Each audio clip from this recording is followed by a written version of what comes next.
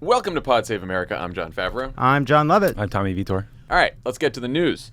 Nancy Pelosi has announced that the vote on the bipartisan infrastructure bill will take place on Thursday.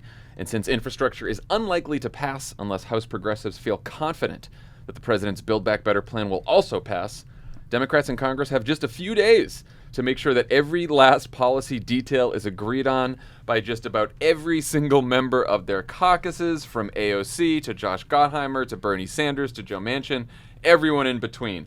Right now, there are still serious disagreements within the party over taxes, healthcare, climate, and a whole bunch of other issues. And once they figure all that out, they also have to pass a bill that will fund the federal government before it's forced to shut down on Friday. Pelosi summed up the challenge in her characteristically understated way, telling Democrats, quote, "The next few days will be a time of intensity." Okay. Great way to say it. She had a knife to Gottheimer's neck at the point, which I think is lost in the quote.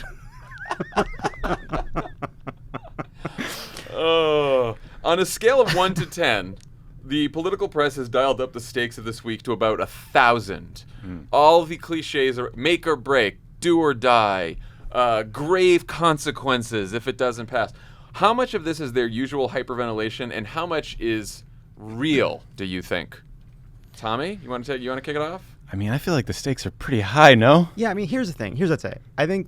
I don't know if it's possible for both of these things to be true. I kind of agree that the stakes are impossibly high. However, if we succeed and pass both of these things and fund the government, next week we will be talking about how Joe Biden and the Democrats can still very easily lose Congress and the White House. And if we fail to pass these things, we won't shut down. We'll continue trying to figure out what to do. So I think the stakes are incredibly high because they will not only set the tenor for the next year, and they will and it will determine whether or not we really can. Let me say it like this, and it will determine whether or not we really have a shot of making our best case for the argument I think we've been making for a very long time, which is Democrats have to deliver.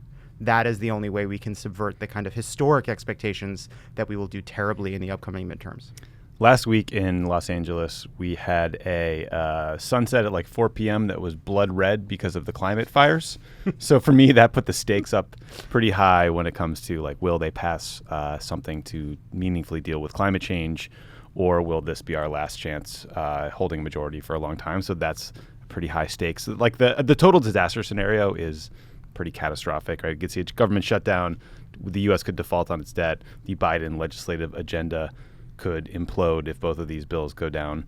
Playbook could be really upset about his lack of leadership. You know what I mean? We don't want to let that happen. So I'm not saying all those things could happen. That's the worst case. Whether it happens this week, I think, is where it's getting a little amped up, right? Pelosi already punted one of the deadlines from Monday to Thursday. So she's trying to buy some time to get things done. That's not ideal. We don't want to squeeze everything as close to the end of the legislative calendar as we possibly can, but that's what tends to happen here. Tommy, can I just say I'm very happy that when you talked about consequences for not passing this, you talked about real world consequences and not just purely political consequences. That's all I did. Like we're fucking pundits in a TV box talking about climate change. Pundits on the radio on your phone. I don't know. I feel like that's what I did. There are some real world. There are people who won't have about the blood moon. Child care help. There are people who will go without health insurance. There's and you're right. If we do not pass. I for one think that the political press is not hyperventilating. I think the stakes are huge. Lovett, to your point, I don't think that passing both bills guarantees midterm success, but midterm success will be nearly impossible if they fail. It is a prerequisite for midterm success, even though passing it does not guarantee it. But I think that if we don't pass these, I think aside from the real world consequences that are terrible, because who knows when we will have a majority again and a chance to pass this again. But I think the political consequences are going to be pretty rough as well. I also agree with you, Tommy, though, that if it doesn't get done this week, it's not the fucking end of the world. The government has to get funded. The government has to get funded this week, and the debt ceiling has to get done by mid-October, I think is. Well, they don't know. That's part of the fun of the debt limit. It's a bit of a gamble. Yeah, Janet Yellen's fucking juggling coins and stuff. She's trying to. Yeah, I don't know. I don't know who runs a bank account like that. She's writing IOUs, handing it to people. This whole thing's a little loose. I think I can stretch till Christmas.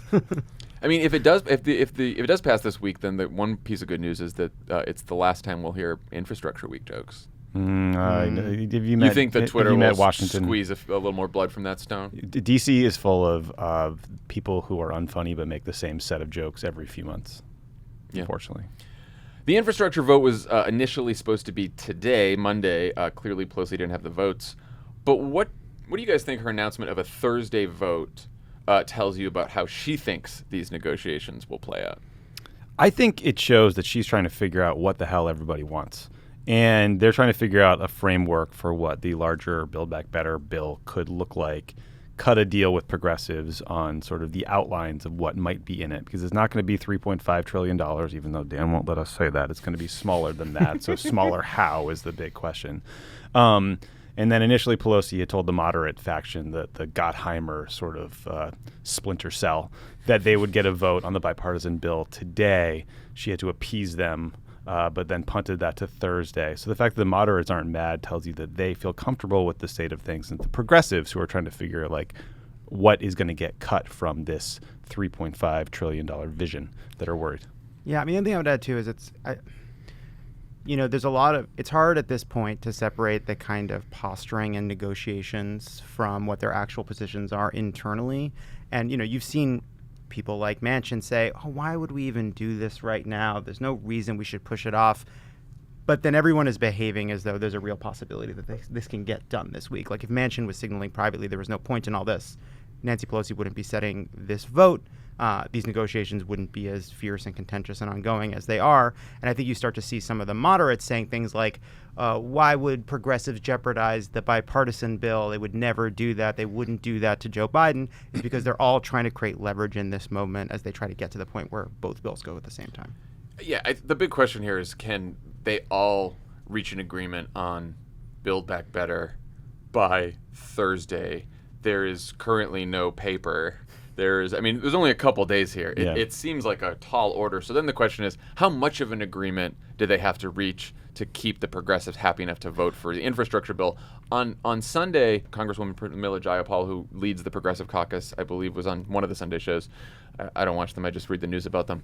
Just get mad about them online. Yeah, exactly. And I think she said she wants an ironclad commitment from the centrists before they do anything. But then today she tweeted that the Build Back Better bill needs to pass at the same time, which seems like a tall order to get done by Thursday. It's not going to happen by Thursday. I just don't think I don't know. Really which means that the of, vote gets postponed again, right? It reminds me of there was this moment at Camp David where Ehud Barak and Yasser Arafat were both walking into the negotiating room with Bill Clinton, and there was this moment where kind of bravado and manners overlapped, and neither one of them wanted to walk through the door first. And so they ended up physically fighting at the door to stop the other one from getting in first. And finally, Bill Clinton just basically pushed them both through at the same time while laughing.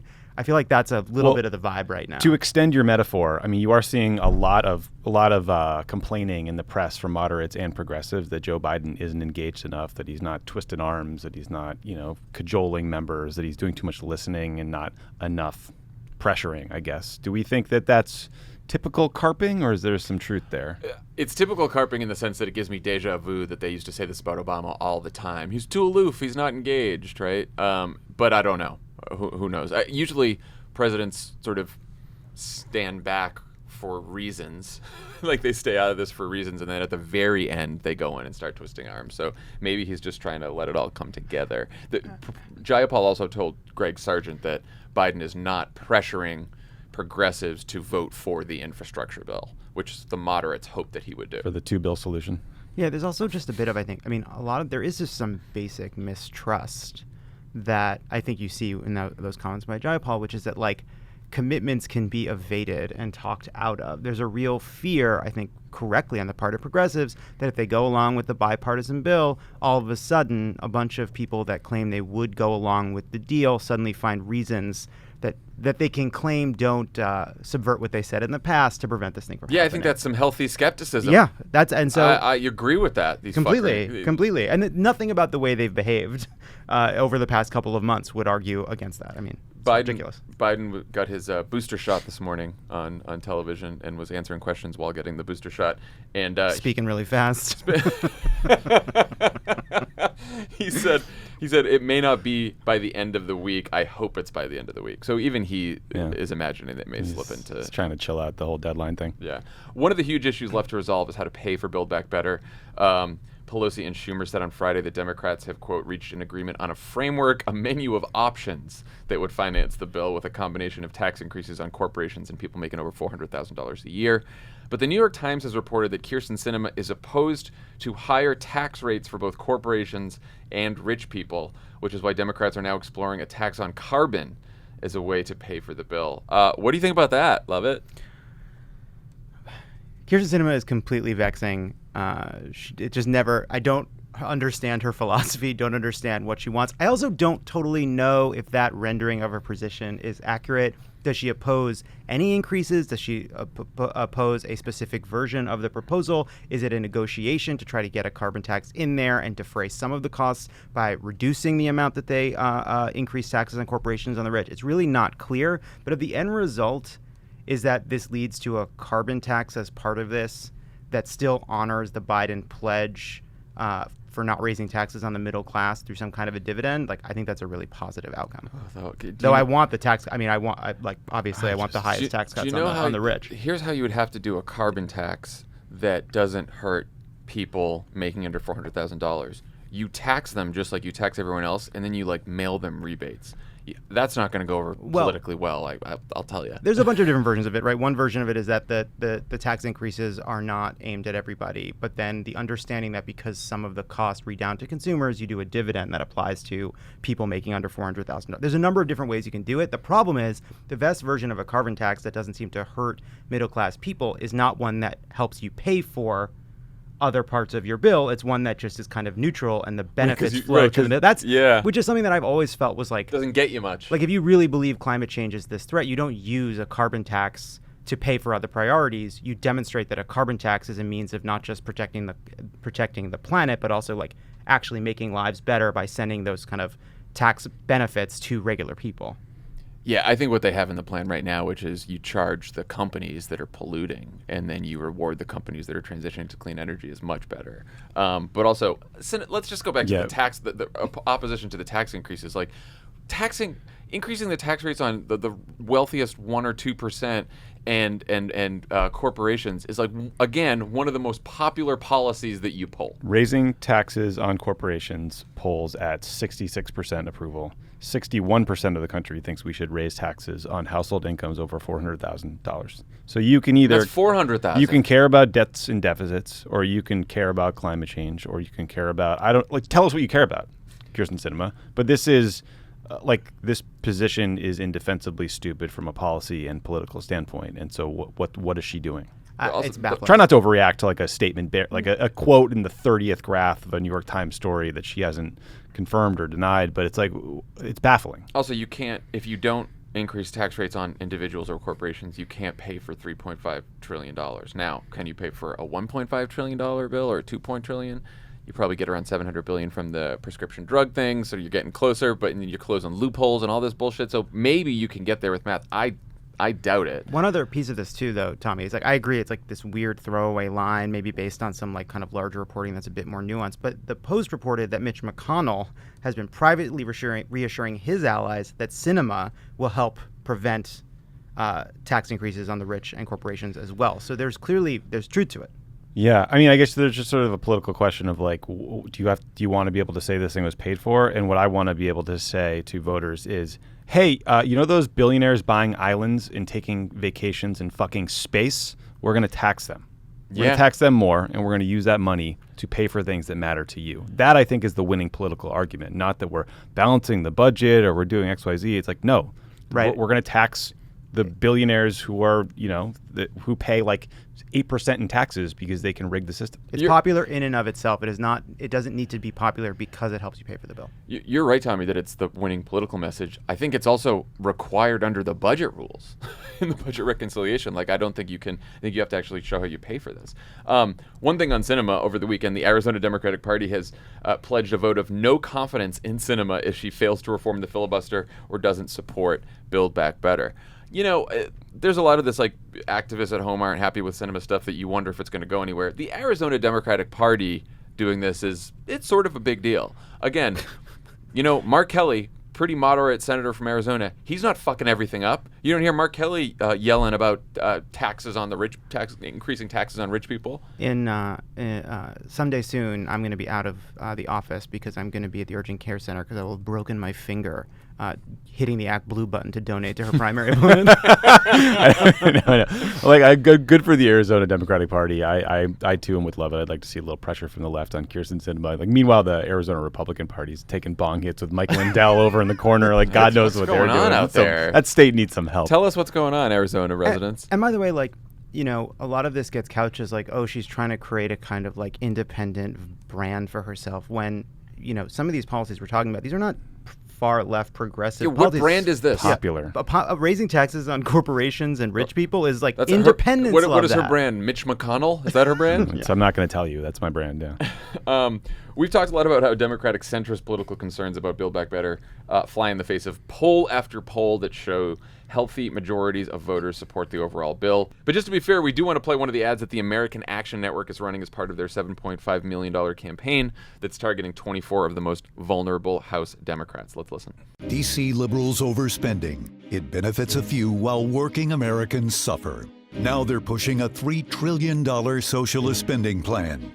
Where's the money go? Pelosi snagged $200 million for a park in San Francisco. And her rich friends get tax breaks on electric cars with Chinese parts. But Maine's middle class gets stuck with a bill, new taxes and even higher prices. Tell Congressman Golden to vote against Pelosi's spending spree. That's a real paint-by-number Republican attack ad. With Chinese parts. With Chinese parts. What? I didn't like the score. Too many strings. You didn't like the music? No. Listen to Secession and then try to rip that off next time. You know, I think they've got in there a piece of new information, right? The park, right? You know, it's some line item budget somewhere, right?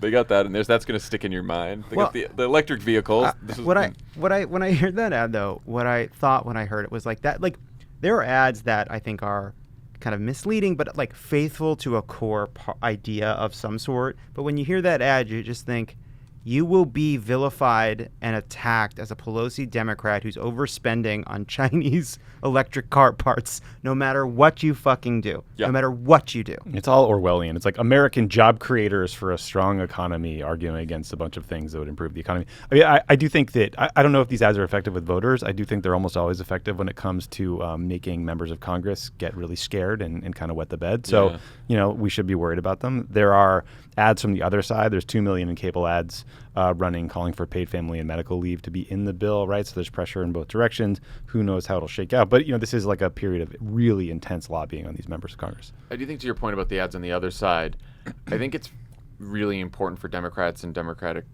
allied groups that are running these ads to pick out individual issues to run ads on, like some of these ads that we've seen on our side. There's one on paid family leave, like you said. There's one running in Stephanie Murphy's district from the League of Conservation of Voters about climate and how climate's impacting Florida and why it's important. It really is hard to message on the entirety of the Build Back Better agenda. It is much more effective and easier, I think, to pick out its component parts and talk about them separately. And I think that's probably the best path for Democrats. Yes. I also...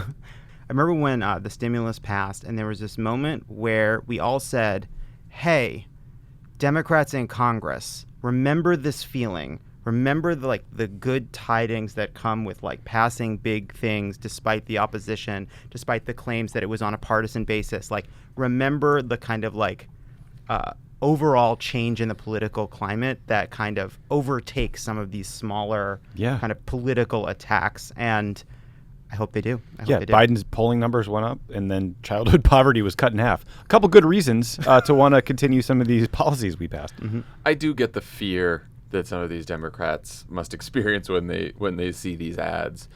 You're right, Lovett, that they're going to attack us no matter what. Now, on some things, you know, back to our the 2020 primary, like if you call yourself a socialist, it's going to help. When they run ads that say you're a socialist, it's probably going to help them a little bit more. So there is an element of that to it. But I think Republicans are going to attack Democrats, House Democrats, on being big spenders no matter what, partly because they all voted for the rescue package. Mm-hmm. They're going to have to do the debt limit on their own.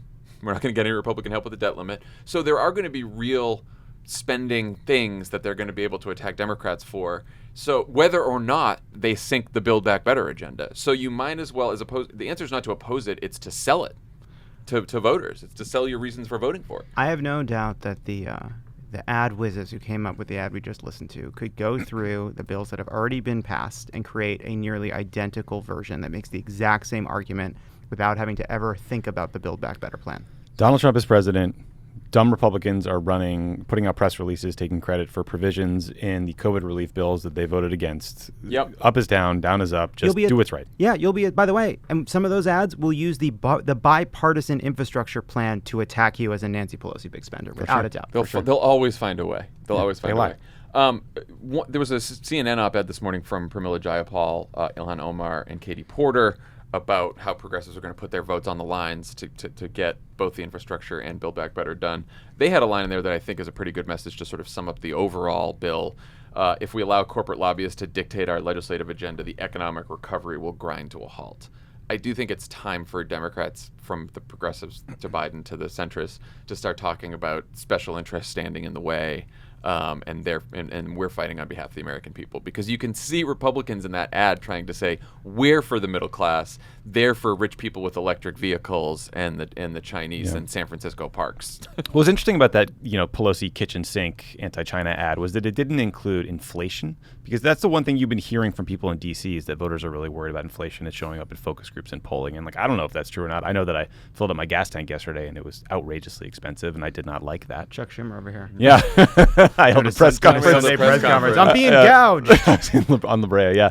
But yeah, that wasn't part of that ad. And you'd think if that was the really powerful attack, it would be in there. But I agree. We passed the Recovery Act in 2009 and then nothing else got done. And it meant the economy stumbled along for years. Okay. So I'm sure that'll all get done fine. Everything will be great. At the end of this week, we'll be doing a pod next Monday and just cheering the passage of the Build Back Better bill. I think we're going to be in legislative purgatory for a long time. Cool. One thing I do notice is that a lot of people who don't like Nancy Pelosi, they don't really know what to say during these periods of time when she's ferociously trying to figure out how to make all this happen at the same time. Even if you really dislike her, no one really wants to bet against her. No. I like Terry McAuliffe summed it up well. Voters didn't send Democrats to Washington to sit around and chitty chat all day. They need to get this done. Yeah, you're right, Terry. I do think I'm glad you brought that up. I thought it was interesting that, and he said that in response to them not passing the infrastructure bill, that Terry McAuliffe is really hoping they just pass the infrastructure bill, even if it doesn't mean Build Back Better passes right away.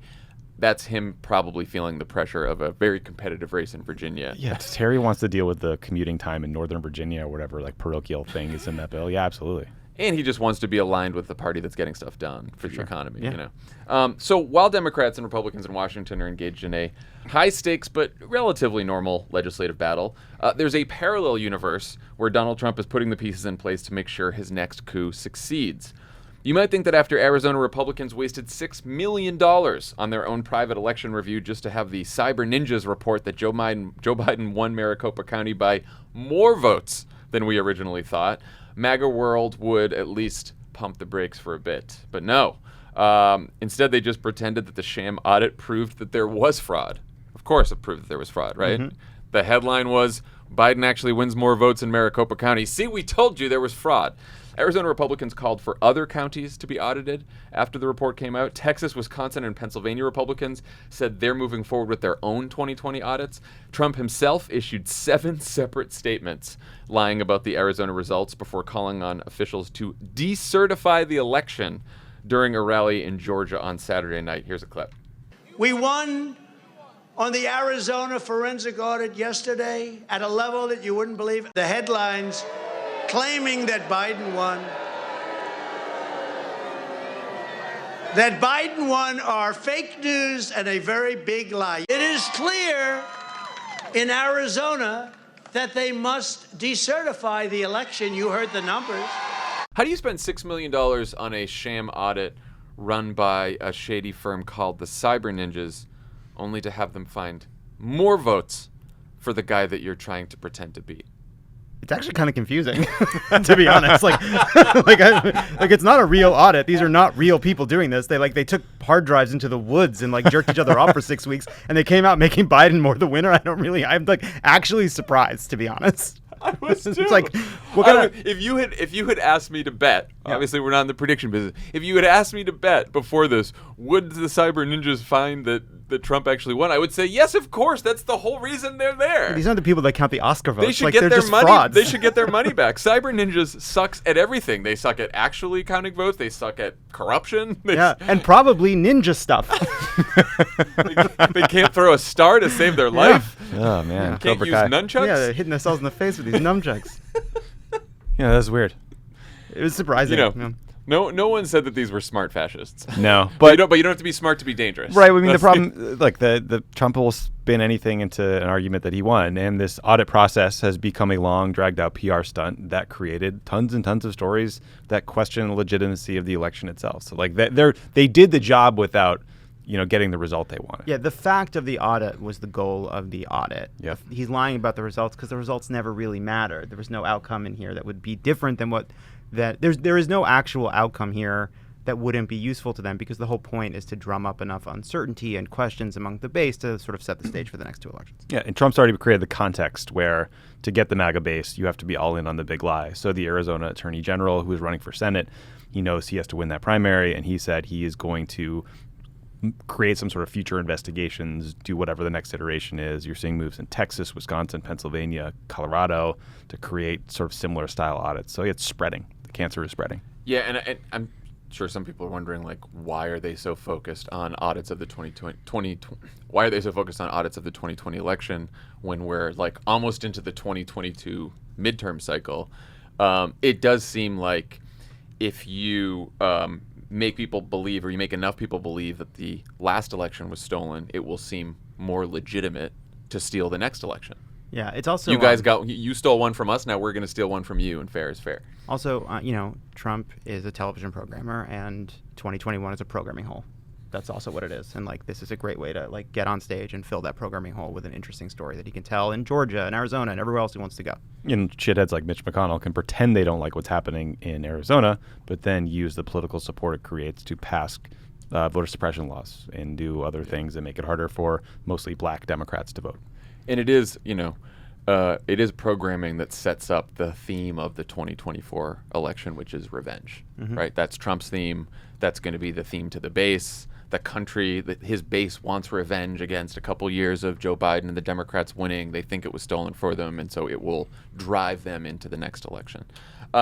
Conservative columnist Robert Kagan wrote a terrifying Washington Post piece that was getting shared everywhere this weekend. He wrote that, quote, "The United States is heading into its greatest political and constitutional crisis since the Civil War, with a reasonable chance over the next 3 to 4 years of incidents of mass violence." And he argued that the amateurish Stop the Steal efforts have become an organized national campaign to ensure that Trump and his supporters will have full control over the state and local officials they need to steal a close election. Woodward's new book also has a 2020 memo from Trump campaign lawyer John Eastman that laid out how Trump could overturn the election by getting Republican legislatures to send their own electors to Congress with the help of Mike Pence and Republicans in Congress. What's your level of alarm about this? Lovett? High.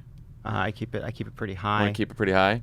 I talked to Adam Schiff for Love It or Leave It, and he has this bill around sort of some of the Trump abuses, but I asked him about the Eastman memo, and I think one aspect of it that I think has been sort of lost in the kind of conversation about how dangerous it is how accurate it is, right? Like Adam Schiff is not saying, oh, that description of how this would unfold is not accurate. I don't think he's saying it's accurate, but basically, like, the question is what would happen if one point of failure in the form of the vice president did what this memo said instead of rebuking it.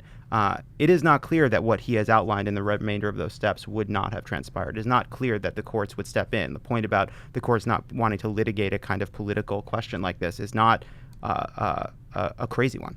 Yeah. The reason that we were okay in 2020, the Mike Pence thing we can argue back and forth, but Nancy Pelosi was the Speaker of the House. Mm-hmm. Kevin McCarthy is the Speaker of the House. And if the Senate is in Republican hands, there is a very easy path to steal the next election, a very easy path because of the Electoral Count Act of 18, whatever the fuck it was, that lets all this happen. And I think it is shocking to me that we have not had legislation proposed that would amend that act to say that that Congress basically does have a ceremonial role, or that if Congress really thinks that there are problems in some of the states, it would take like a super majority in both houses to go back to the states and have them get new electors or whatever it is, because that would take it out of the partisan realm. Like I would love for someone to tell me why this hasn't happened yet. Well, there's two bills, right? There's the Preventing Election Subversion Act, and then there's the Right to Vote Act that are supposed to get at some of these election subversion issues that weren't in the original HR1 or S1, which were introduced in 2019 because we weren't really worried about this stuff yet. Yeah. So, I mean, the Kagan's op-ed gets to the point at the end that basically says, like, look, Mitt Romney and some of these other Republicans did a noble thing by voting for impeachment or standing up to the big lie, et cetera, but now they got to put their money where their mouth is, work with Democrats to pass bills that would make it impossible for these state legislatures to basically steal elections for states, name their own slate of delegates, et cetera, like all the things in that Eastman memo. So we haven't talked about this much, but the new HR1 is called the Freedom to Vote Act. That's the Manchin-led compromise. That has a few provisions in it that would help with election subversion that we haven't seen before. It would allow election officials to bring lawsuits challenging their removal if it's for reasons other than gross negligence, neglect of duty, or malfeasance in office. So that's pretty good that it gives some level of protection to people who might get canned. But that doesn't help much if like Trumpy people become Secretary of State and then have power over the election apparatus. It also expands records of what must be preserved after elections, more penalties for tampering with ballots and not preserving records. So it helps a little bit, but again, like you said, Tommy, it's not gonna help much if either Manchin and Sinema have to get rid of the filibuster, or Mitt Romney and Susan Collins and some of these Republicans who said they won't help on election reform at all or voting rights reform at all have to fucking put their money where their mouth is, and actually do something about this. Yeah, I would just say I do think everybody should just read the Kagan piece in full. I was actually surprised by how honest it was about what has taken place inside of Republican politics. Like, there was one aspect of all of this that I think sometimes, especially kind of anti-Trump conservatives allied, is outside of the kind of political calculus. This is what Kagan writes. Perhaps American conservatism was never comfortable with the American experiment in liberal democracy, but certainly since Trump took over their party, many conservatives have revealed a hostility to core American beliefs. And so much of what we're talking about is that problem, and we still are not reckoning with that problem. He is clearly avoiding the word that we are now more comfortable to use, which is, we're talking about fascism. That fascism has taken hold in the Republican Party. It is a huge motivating aspect of why they support Trump, why they're anti-democracy, why they storm the Capitol. And it is hard to grapple with that because it is something you can't grapple with inside of our political process. It is something outside of our political process, threatening it every single day. And I think that makes people like Mitt Romney, Susan Collins, Murkowski, it makes them very uncomfortable. Actually facing it, they're very uncomfortable. The other scary thing is just that, the attack on the Capitol, there's a lot of talk about the 3%ers and the Oath Keepers and these scary militia groups that were part of that attack. But 90% of the people arrested or charged were not part of those groups. They were middle-aged, middle-class, schlubby white people from purple counties who got caught up in this big lie. I mean, propaganda works. Demagogues are powerful. That's what we've seen. And fascist movements in the past have included those very people. Yeah. So, one option here to protect our democracy and our elections is there's a policy option. There's passing these Freedom to Vote Act and other election subversion provisions. There's also sort of a political, cultural path here, which is just raising the alarm about this, talking more about it, Democrats talking more about it, everyone yelling more about it. The news is completely consumed with, as news usually is, what Joe Biden's doing and what his administration is doing and what the fights in Congress are. But it is very frightening that there is this sort of parallel reality. The right-wing media universe is covering it all the time, where Trump and all of his henchmen are putting in place the pieces, and it does seem like everyone else is just sitting around doing nothing, yelling about it once in a while, being scared, sharing a Washington Post op-ed. Do you think, how can this get more attention? What can Democrats do here? What should Democrats do? One place I wonder is, we got these 1-6 hearings, right? We got the subpoenas out for the 1-6 hearings now. The Biden administration is making a decision on whether they waive executive privilege to make sure a bunch of documents come out about Trump. I do wonder if the real purpose of the 1-6 hearings in Democrats' mind should be to tell the story of an ongoing threat to democracy from Trump and his supporters, and not just look backwards. Yeah, I was not thrilled to see that there's a big fight over executive privilege in the White House withholding documents, on a case-by-case basis, out of concern that it might create some precedent that would. Who cares? This is an unprecedented moment in our history. The Capitol was stormed. I am the beneficiary of executive privilege, and the fact that White House records aren't routinely released. All kinds of privilege, actually. All kinds of privilege. but like in this instance, like I do think like White Houses often end up turning over documents in extreme cases like this, like the Benghazi Committee, whatever it might be. Of course, they should be turning over records about Donald Trump's activities those days, or like what senior aides did. I know that I saw that they subpoenaed a few people. They subpoenaed people who were around Trump that day and maybe had a role in, decisions he did or did not make about tweeting to tell his supporters to calm down or whatnot. But I hope the Biden White House will just not let lawyers bog this down and kind of use common sense here. I mean, we got to a point briefly in January where Donald Trump was so toxic that even Mitch McConnell was telling people, was criticizing him publicly. Mm-hmm. We got 9-10 Republicans in the House and Senate voting for his impeachment. Like, we need to get back to that place where Donald Trump and his henchmen are once again so toxic to democracy that, that we prevent this outcome that we can all see coming. Yeah, I mean, one thing I was thinking about, which is, something that happened after the insurrection, and because H.R. 1 was kind of there as this stalking horse for our democracy agenda, is I think sometimes in our political conversation, we have combined electoral suppression and electoral subversion into kind of one soup of anti-democratic policies. And I do wonder, and I'm sure people would argue against this, but I do wonder, what does it look like for Democratic politicians to really view the electoral subversion threat as the key threat to the future of the country? What does that look like? And what it looks like is stripping out anything else and focusing on a bill that is exclusively about that. Now, I think Manchin and Klobuchar have stripped out some of the other provisions to kind of make a more targeted bill. But it does seem like there's some kind of a debate to be had with the Romneys and the Toomeys and the Collinses and the Murkowskis to say, what is it that you want to do to protect our democracy that you're comfortable with?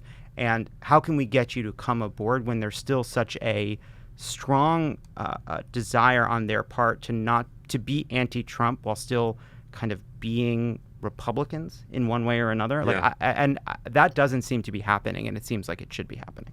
I also think the names of every Trumpy official who embraces the big lie that are election officials, state officials, local officials needs to be known by everyone. They need to be highlighted. People need to understand the threat. We should be talking about it more. And I think the other question too is, how much do Democrats make this part of their midterm message?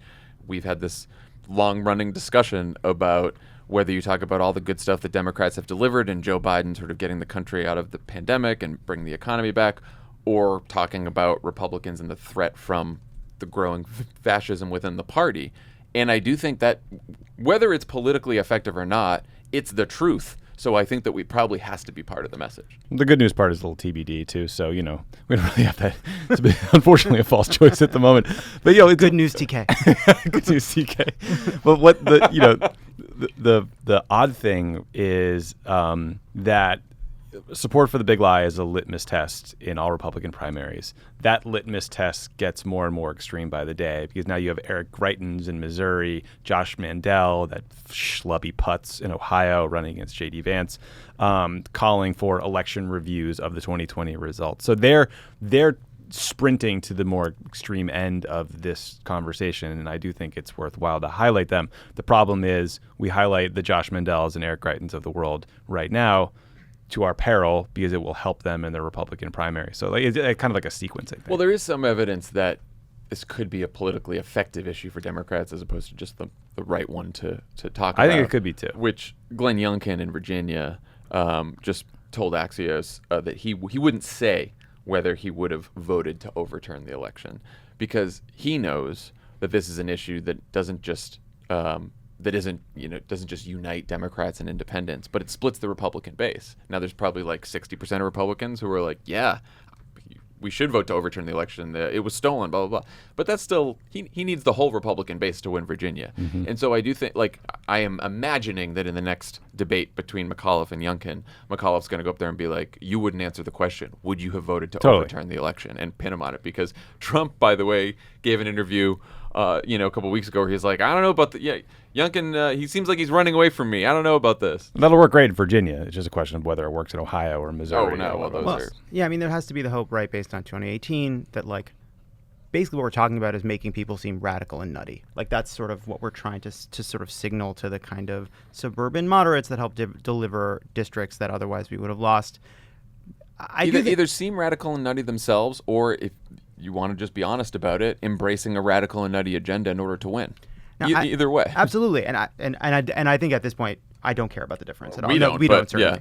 Yeah. But I do think also there's actually a connection between the kind of economic and policy argument and the democratic argument, right? I don't know if this is good politics or the right way to square the circle, but just in reality, the connection is they're so uninterested in helping you. They are so uninterested in the reality of your life. They are so uninterested in doing things that are good for the broad middle of this country that they're willing to subvert democracy so that they continue to focus tax breaks and benefits and deregulation on a wealthy and mostly white few, right? That is the right reality on the bumper of this. sticker. I think you just 1-6 me into a DLC message from the 90s. Look, you need some constructive feedback. No, I don't. I don't. It's on the bumper sticker. It's on a T-shirt. You two can both suck a dick. Put that on a bumper sticker. That fits. That fits. That's really, actually catchy. Yeah, it's catchy. SD 2022. I'm really sorry, everybody. That's okay. I just felt so attacked. I also sit between them. It's a sandwich, but not in a good way. Oh God. Here's the thing. Turning into an ad session. I have a trump card that I can play at any time, which is to make my boys uncomfortable by subverting their heteronormative expectations. Just try it. Just try it. I do think you're right though that you need to combine both of those messages. Yes. I don't think I don't think you can choose at the end. I think you need to. Find so you a way agree with me, even though you kind of did a little dig. No, well, I'm gonna workshop the actual message in private off microphone, and then I can bring it back later. That's our shtick. Why? When we come back, people don't pay for this. People. If you want to hear more, though, there's going to be an extra message session behind a paywall, $6.99. I don't hate that. Favreau just launched a masterclass competitor on the. Now that we're brainstorming on air. There you go. Okay. We'll talk to you guys on Thursday. You bet. Maybe. $6.99, $7.99. What's the price point? Yeah, we'll talk about it. Get a meeting. Get the business minds revved up. I didn't think it was so DLC. It was about the DLC version of the. Do you want to create it was the tax DLC breaks thing that hurt him the most? It did hurt me the most. I didn't think that I was doing that. The DLC version of that is we need, the middle class is the middle of our priorities. We need to build a bridge to the 21st century. Isn't that a Hillary speech? Didn't you write that? Getting absolutely crushed today. What was the terrible Obama one? That one got Elijah and Kyle laughing. Win the future. That was Win the the Obama future. special. Win the future. Which Biden's using. Everything old is for some reason, I was reading Dan's blog for when Obama released his long-form birth certificate, when we really shut that guy Trump up for good. And it concludes with Dan saying "win the future" in it, and it made me so sad. It's just so forced. It wasn't Dan's fault. Everyone agreed on that shit message. Dan can respond on Thursday's pod. Yeah, Dan. Listen to the end. See if you did. No soup from Bob Woodward, but plenty of win the future comments. Bob Woodward. You really railroaded Belushi. Look it up. Follow the money. Woodward's not as good as people think. Off the rails. Off the rails. It's Are real. we still recording? People yeah, leave this right in. Now? Leave this in. As long as there's music, it's fine. Are any of you here? They've all switched over to Ezra's podcast. I need something smart. Too soon. I gotta have something more sophisticated. Get me Ezra. Get me Ezra. I want to know. Do we need money? Lovett's I love Ezra growing Klein's his podcast. own meat. I love Ezra Klein's podcast, for the record. Leave all this in. Now it's over. I left the studio 10 minutes ago. September is National Voter Registration Month, and Vote Save America is working to raise $1.5 million through our No Off Years Fund. Donations will go to help voter registration efforts in Arizona, Florida, North Carolina, Pennsylvania, Texas, and Wisconsin. These are all places where reaching new voters will especially help make the difference in our ability to win in 22, 24, and beyond. We know that 1.5 million is a big goal, but the sooner we get new voters registered, the sooner organizers can start building relationships and expanding their work to reach every last voter. It's all about the friends you made along the way for these organizers. You know, this is the work you do now so that before the election, we don't start hearing a bunch of stories about, oh, Republicans did better in voter registration. Where were we? Blah, blah. This is the time. That's how we'll sound This then. is the time. That's how we always sound. I think it's funny that it's National Voter Registration Month. Like, okay. I mean, I love a fake holiday. wake It's you fine. up when September ends, John? Is that what you're saying? Go, go, go, go. Hurry. We like news hooks here in the business. Yeah, we do. To chip in, head to votesaveamerica.com/donate to learn more.